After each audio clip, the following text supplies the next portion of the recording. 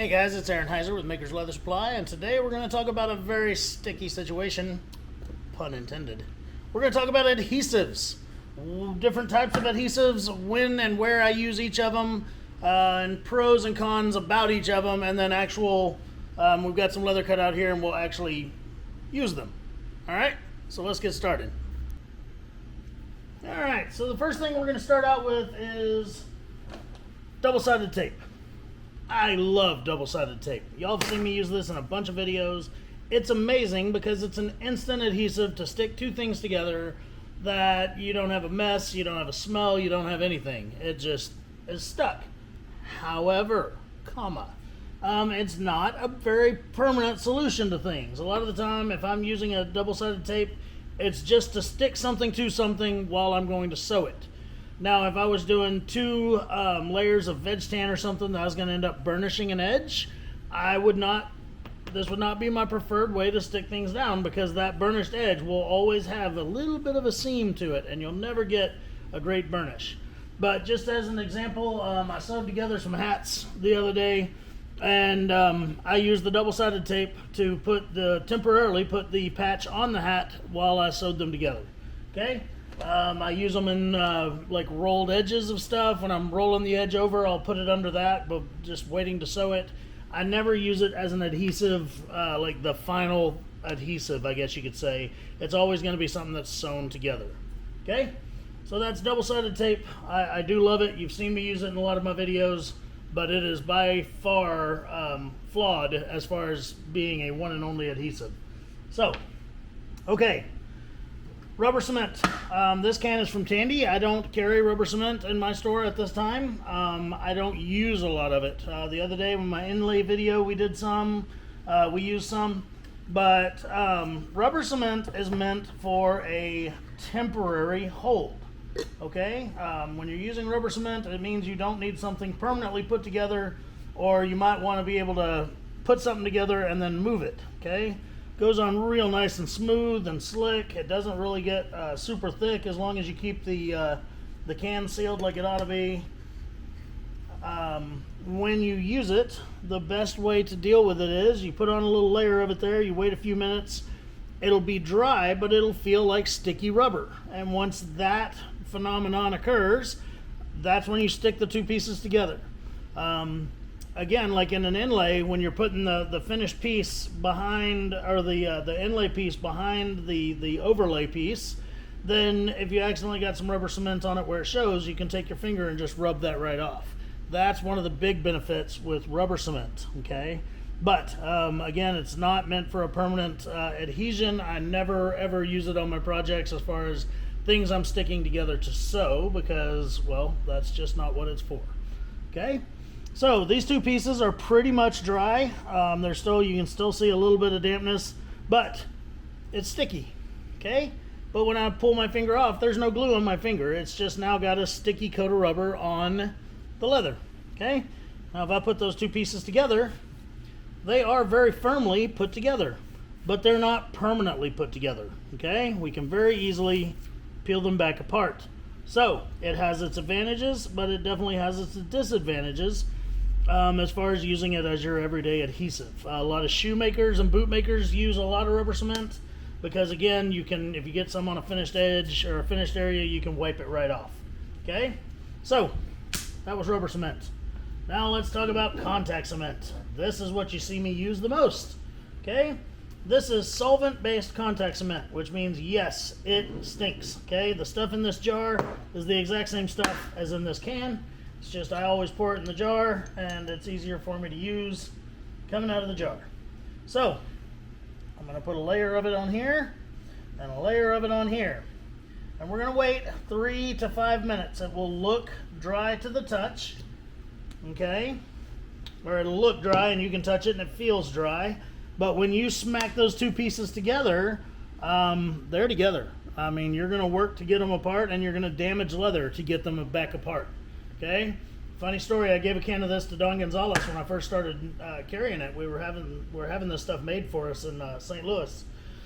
I gave a can of it to Don Gonzalez. I'm just telling the story because we got a couple minutes now. And anyway, after about a month, I called him. I was like, hey, you didn't use my contact cement. And he's like, well, how do you know? I said, well, because you hadn't called me to tell me how awesome it is. So anyway, sure enough, 2 days later, he had a Facebook post out there where he had put a pair of spur straps together with it. He needed to remove what he had glued together so that he could reposition it on the liner and stick it together again, and he couldn't do it because the glue was too strong and it messed up his project. So while that sucks and I hate that happens, that means that's some good glue. Okay, but again, it stinks, it's flammable, it has, its issues. All right, this is dry enough now that we can do what we need to do with it. I'm going to stick these two pieces together. Okay, and a lot of the time you'll see guys and they'll hammer stuff or use a roller on it to really get them to stick together and everything. I'm going to do a little bit of pressure here. You can even heat these up before you stick them together with a heat gun or something, and they'll have a much more permanent bond. But no, it was still too wet. If that was a good bond and that was dry enough, when I go to pull that apart, like straight up ripping fibers off of each coat of it. Okay, so not a good example. I'm sorry, I should have waited longer. But we're going to move on because I don't want this to be an hour-long video. Whoop, sorry.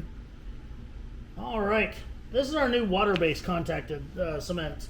I've been having some fun with this stuff lately. It's good stuff.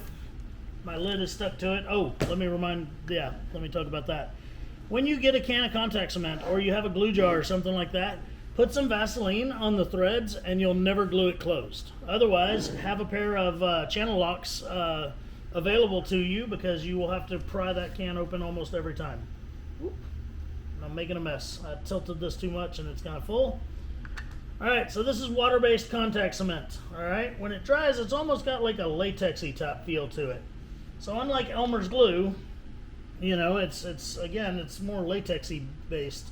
Oh, and I forgot to talk about this glue brush right here is made of plastic, and it's what you can use with the solvent-based glues. Okay, and when it's dry, you can just peel that solvent glue right off. But the water-based, you need a silicone applicator for. Okay. So here's our silicone applicator that we carry. This is our water-based contact cement that we carry that is made for us by the same chemical company that makes the other glue. Now when you put it on, it's white and it's white. And I try to spread it out as much as I can because this stuff, drying time is very, very important. We're actually going to take a break from the video while this stuff dries. So if you look at it right now, it's very white, okay? But when it's ready to stick together, it'll look clear. It'll look like there's water on there, I guess you could say, because the leather will be a little bit darker and you'll see a shine, but you won't see white, okay? So, all that being said, we're going to wait. It's going to take a good 20 minutes or so to dry that and to get it to where it can stick well, okay? One of the big benefits to this stuff is you can reposition it. You stick two pieces of leather together with this stuff and you can still pull them apart and move it and re-adhere it. And then once it's set up, for a few hours with those two pieces bonded together, that's when that becomes a permanent thing. And then it's just as strong as any other glue you've ever seen. Okay? So, what we're going to do is we're going to wait. You can tell this is drying some already, but again, it's going to take 15-20 minutes. That's the biggest drawback to this glue. I would use it all the time if there wasn't so much drying time involved. But it's much healthier for you. It doesn't stink. It's not flammable. It's a much safer alternative. I absolutely hate the drying time, and that's why I still use the chemical-based most of the time. So, we will be back here in a little bit when this is dry, and I'll let you know what the time is when we do. 10 minutes later. Alright, so we're back. Okay, it's been about 10 minutes. If you look, like I said, now it looks like there's something wet on there, but it's mostly dry. You can still see a tiny bit of white, but I'm not trying to make this video last too long. I want to get it online. Anyway, so I'm going to put this together, and again, it's not going to be a permanent bond right off the bat. Okay, it will be a very good bond. Don't get me wrong. It will not move for sewing and stuff like that. But until tomorrow, when this stuff is just completely dried with each other, it won't be permanent. So that's the beauty of it, is you can still peel it apart to reposition, and then you can reposition and put it back down, or do whatever you need to do if you need to. Okay? Till next time, I'm Aaron Heiser, Makers Leather Supply, and this has been a video on contact cement and other adhesives. Have a great day.